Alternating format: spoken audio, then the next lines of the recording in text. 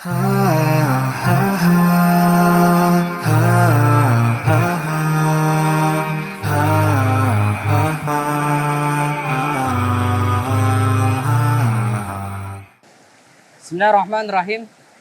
Assalamualaikum warahmatullahi wabarakatuh. Alhamdulillahirabbil alamin. Wassalatu wassalamu ala asrofil anbiya wal mursalin wa ala alihi wa ashabihi ajmain, amma ba'd. Kaum muslimin yang dimuliakan Allah, sahabat keluarga muslim yang kiranya Allah jaga kita semua dimanapun saja kita berada dan senantiasa mendapatkan kebaikan.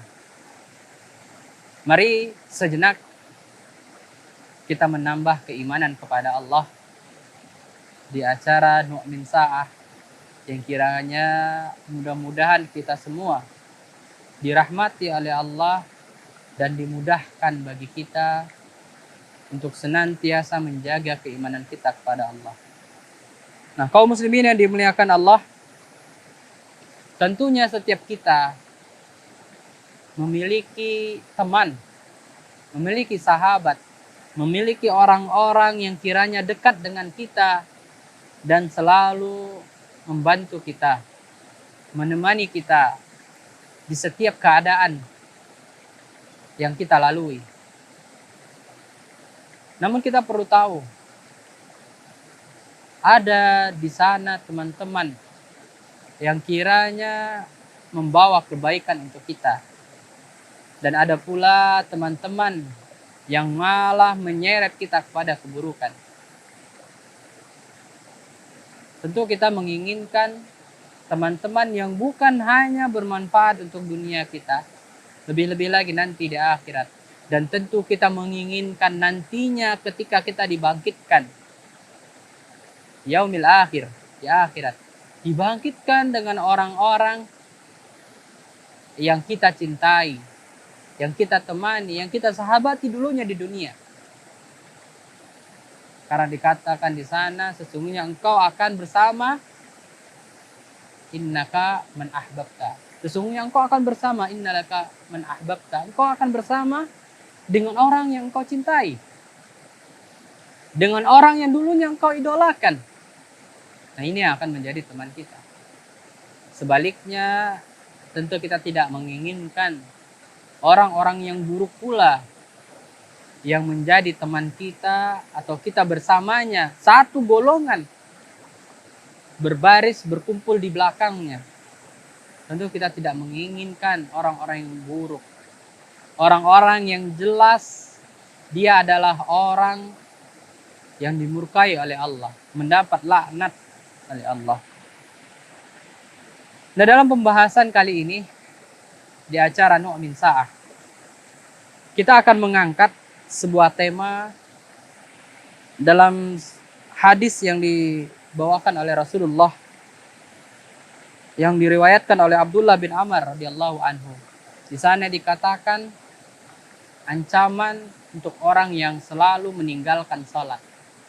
Dia akan dihidupkan, dikumpulkan nantinya bersama 4 orang. Bersama 4 orang yang tentunya kalau kita orang yang normal, kita tidak menginginkan dikumpulkan dengan mereka. Nah, ini merupakan ancaman bagi mereka yang suka meninggalkan sholat. Bisa menjadi perhatian kita bersama. Semoga Allah jaga kita sampai akhir hayat kita, termasuk orang-orang yang menjaga sholat. Kita masuk ke dalam hadisnya, pesan Nabi SAW.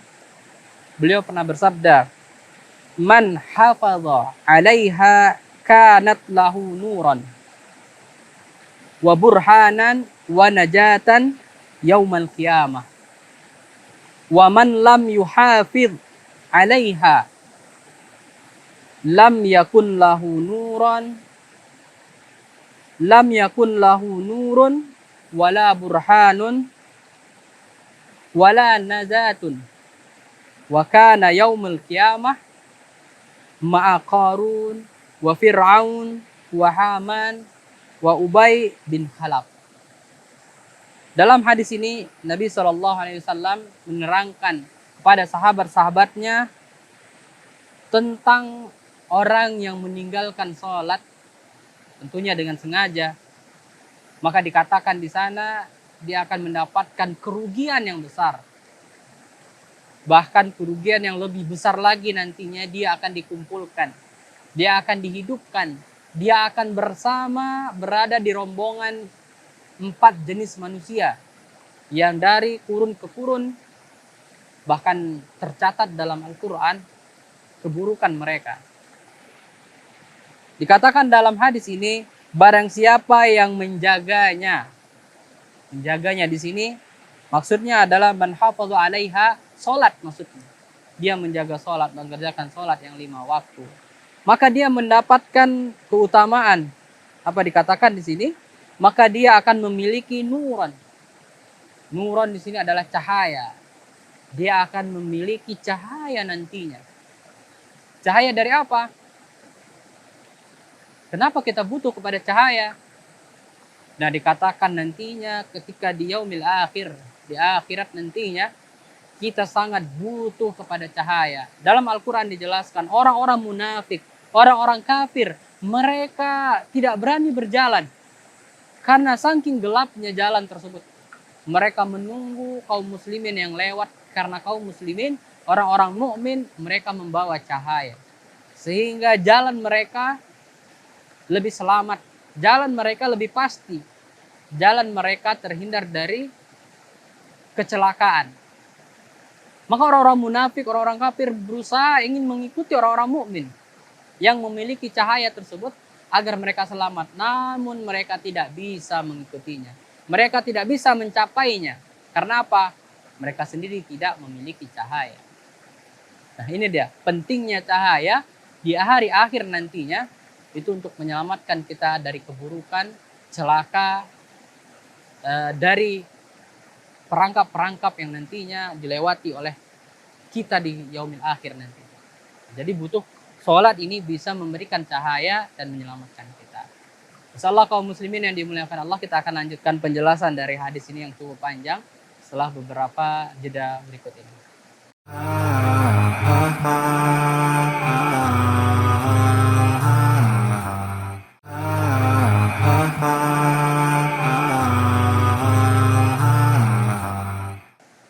Ya baik kaum muslimin yang dimuliakan Allah, kita lanjutkan kembali di penjelasan hadis yang tadinya kita sampaikan di awal tentang ancaman atau kerugian bagi orang yang meninggalkan sholat. Nah, kita tadi sampai kepada orang yang menjaga sholatnya, dikatakan oleh Nabi kita, dia akan mendapatkan nuran, mendapatkan sinar, cahaya. Kemudian yang kedua, burhanan. Burhanan itu bukti, tanda. Ya, orang yang dia menjaga sholatnya itu bisa kelihatan nantinya min asari sujud, dari tanda dia sujud itu mengeluarkan cahaya di keningnya. Sehingga tanda-tanda ini bisa terlihat jelas dia termasuk orang-orang yang selalu menjaga sholatnya, yang selalu menjaga ibadahnya, sehingga dia mendapatkan bukti, tanda. Contoh, kita ingin misalnya memasuki suatu negeri yang bukan negeri kita, maka kita butuh identitas, visa, namanya paspor, sehingga kita bisa masuk ke tempat tersebut. Nah, itu di dunia. Nanti di akhirat juga memiliki atau kita membawa tanda.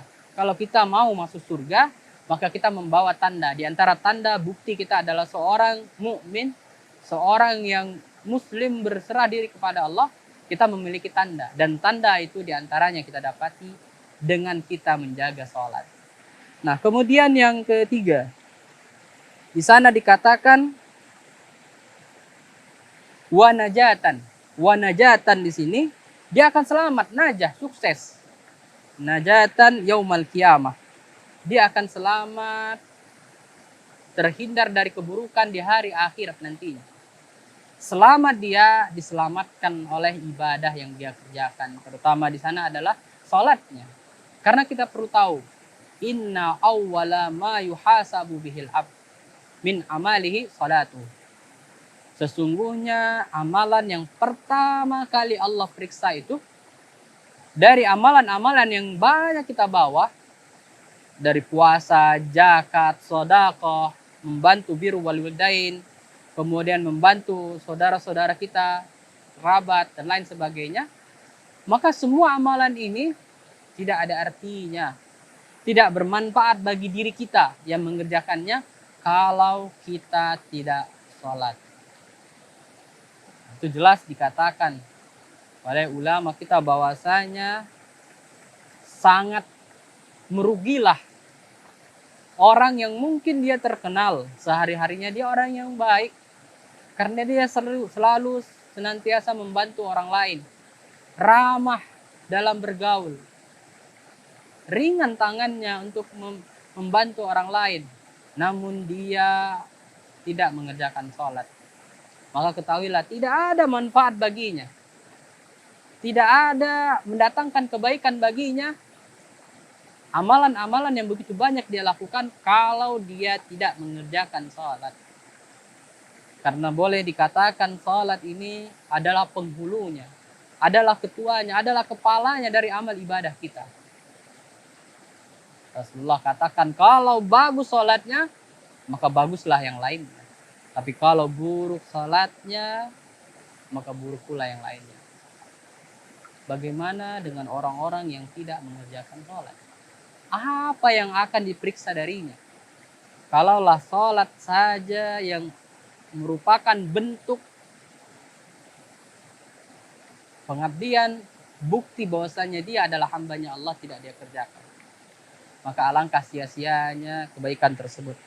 Alangkah sia-sianya dia tidak mendapatkan manfaat dari kebaikannya karena dia tidak mengerjakan sholat. Nah, kaum muslimin yang dimuliakan Allah, kita lanjutkan. Di sana dikatakan wa najatan, dan dia akan selamat, dia akan bebas dari keburukan, dari bahaya yang kiranya mengancam setiap orang nantinya di akhirat. Dan dia karena menjaga sholatnya, maka Allah jaga dia dari keburukan, dari kemudaratan, dari hal-hal yang bisa mencelakakannya, baik di dunia, lebih-lebih lagi nanti di akhirat. Nah, kemudian kaum muslimin yang dimuliakan Allah, kelanjutan dari hadis tersebut dikatakan pada hari kiamat nantinya dia akan dikumpulkan bersama Fir'aun, dikumpulkan bersama Qarun, dikumpulkan bersama Haman, dan dikumpulkan bersama Ubay bin Khalaf. Coba kita lihat hadis ini. Bagaimana orang yang tidak sholat ini dikatakan dia akan dikumpulkan dengan orang-orang seperti ini.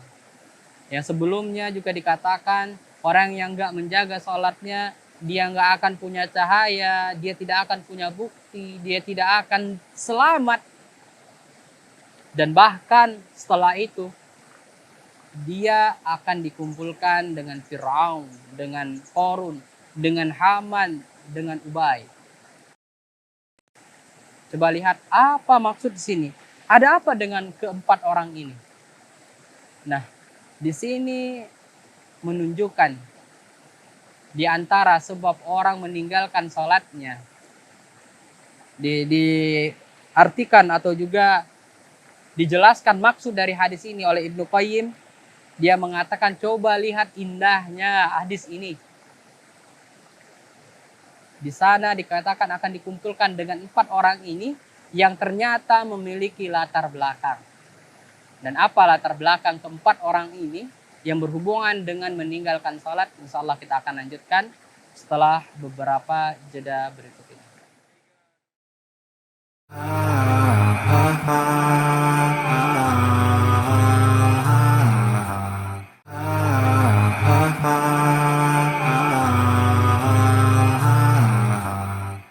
Ya baik kaum muslimin, kita lanjutkan kembali di segmen yang ketiga dan terakhir. Penjelasan tentang hadis ancaman bagi mereka yang meninggalkan sholat. Yang kita tahu di sana dikatakan dia akan mendapatkan kerugian yang luar biasa. Dia tidak punya cahaya, padahal dia butuh cahaya walaupun secercah cahaya kiranya untuk menyelamatkannya. agar dia bisa terus berjalan dan menuju pintu rahmatnya Allah. Maka dia butuh cahaya walaupun sangat kecil cahaya tersebut. Sehingga dia mencoba untuk menunggu kaum muslimin, orang-orang mukmin yang memiliki cahaya yang dia ingin ikut tapi dia tidak mampu. Kemudian dia tidak punya bukti, tidak ada tanda untuk dia bisa masuk dalam surganya Allah. Karena apa? Di dunia dia meninggalkan salat. Ketika ditanya, orang-orang kafir ditanya, masalah kakum pisakar? Qalu lam naku minal musallin. Ketika mereka ahli atau juga penduduk neraka sakar ditanya, apa yang menyebabkan kalian masuk ke dalam neraka? Maka mereka mengatakan, qalu lam naku minal musallin. Kami tidak termasuk orang-orang yang menjaga salat. Coba, ini ada neraka khusus bagi mereka yang meninggalkan salat. Apakah kita tidak takut? Dan ternyata cukuplah ancaman orang yang tidak sholat itu diancam dengan kekafiran. Sebagian ulama mengatakan orang yang tidak sholat dengan sengaja, maka dipertanyakan keislamannya. Bukan lagi keimanan, keislamannya dipertanyakan. Kalau keimanan mungkin dia bisa jatuh kepada orang munafik. Tapi kalau udah keislamannya dipertanyakan, maka dia terancam orang yang kafir. Sebagaimana Rasulullah mengatakan, ahdu bainana wa bainahum bitarkis shalah. Atau kama qala Rasulullah. Rasulullah mengatakan perjanjian atau batasan antara kami dan mereka orang-orang kafir maksud Rasulullah itu adalah dalam hal meninggalkan sholat, dalam hal mengerjakan sholat. Kenapa? Mereka juga melakukan kebaikan, mereka juga bersedekah, mereka juga puasa, mereka juga berbuat baik pada sesamanya. Nah, kaum muslimin yang dimuliakan Allah, jadi dari sini kita bisa lihat bagaimana betapa pentingnya menjaga yang sholat yang 5 waktu. Dan mengenai ancaman dikumpulkan dengan 4 orang yang tadinya kita sampaikan di awal. Kita tahu Fir'aun, dia disibukkan dengan kekuasaan yang besar. Dia memiliki kerajaan. Sehingga dia membuat dirinya sombong. Dan membuat dirinya tidak tunduk kepada Allah. Tidak mau sujud karena sombong dengan kekuasaannya. Nah ini Qarun. Dia dibutakan dengan memiliki kekayaan yang banyak. Disibukkan mengumpul hartanya. Sehingga membuat dia takabur. Membuat dia pelit untuk mengeluarkan harta tersebut untuk ibadah di jalan Allah. Ini dia Haman. Haman dia disibukkan dengan jabatannya. Dia orang yang terpandang. Dia memiliki jabatan yang tinggi. Sehingga ini yang membuat dia sibuk dan meninggalkan ketaatan kepada Allah. Dan ini dia Ubay yang dia masyhur dengan orang yang pedagang yang sukses, saudagar yang kaya raya, dan hal tersebut membuat dia menghalanginya dari hidayah jalan Allah. Kalaulah 4 hal ini yang membuat kita susah untuk mengerjakan sholat, yang membuat kita lalai, yang membuat kita lupa, yang membuat kita enggan, dan akhirnya meninggalkan sholat, maka kita sama dengan 4 orang ini. Seandainya kekuasaan membuat kita lupa, membuat kita lalai dari mengerjakan sholat, maka kita sama dengan Fir'aun. Seandainya karena harta yang melimpah ruah yang kita miliki, yang kita takut harta tersebut berkurang dan membuat kita terus disibukkan mengumpulkan harta sebanyak mungkin, maka kita sama dengan Qarun. Dan seandainya jika disebabkan karena jabatan yang kita miliki, dia seorang presiden, dia seorang menteri, dia seorang pejabat DPR dan lain sebagainya, membuat kita melupakan, meninggalkan sholat, maka kita sama dengan Haman. Dan kalau disebabkan karena perniagaan, perdagangan yang membuat kita sibuk dan lupa dan meninggalkan sholat, maka contoh atau orang tokoh yang kita ikuti nantinya adalah Ubay. 4 orang ini adalah jenis manusia yang tentunya sudah jelas di mana berada mereka. Karena dilupakan, dibutakan dengan kekayaan, jabatan, harta, dan juga perniagaan. Membuat mereka ingkar, membuat mereka tidak segan-segan meninggalkan ketaatan kepada Allah. Maka kita berdoa, memohon kepada Allah, kiranya kita diselamatkan, dijaga diri kita. Berdoa kepada Allah, Rabbi ja'alni muqimas salati wa min dzurriyyati Rabbana taqabbal du'a. Kita meminta kepada Allah, ya Allah, jadikanlah aku dan juga keturunan-keturunanku menjadi orang-orang yang kiranya menjaga salat. Menjaga salat sampai akhir hayat kita. Karena betapa pentingnya salat, sampai-sampai salat merupakan di antara rukun agama kita. Rukun yang kedua, setelah seseorang itu dia bersyahadat, syahadat adalah bukti dia masuk ke dalam Islam, maka bukti yang kedua dia harus menegakkan, menjaga salat. Nah, maka sudah cukuplah ini sebagai hal yang menjadi perhatian kita bersama dan tidak menganggap remeh perkara meninggalkan sholat. Yang mana meninggalkan sholat jauh lebih besar dosanya dibandingkan seseorang itu mencuri, dibandingkan seseorang itu mabuk-mabukan, minum khamar, bahkan dibandingkan seseorang itu berzina. Maka semoga Allah jaga kita dari perbuatan dosa tersebut dan membuat kita dan anak cucu kita, keturunan kita menjadi orang-orang yang menjaga sholat. Mudah-mudahan bermanfaat. Kita tutup dengan doa kafaratul majelis. Subhanakallahumma wa bihamdik, la ilaha illa anta, astaghfiruka wa atubu ilaik. Wassalamualaikum warahmatullahi wabarakatuh.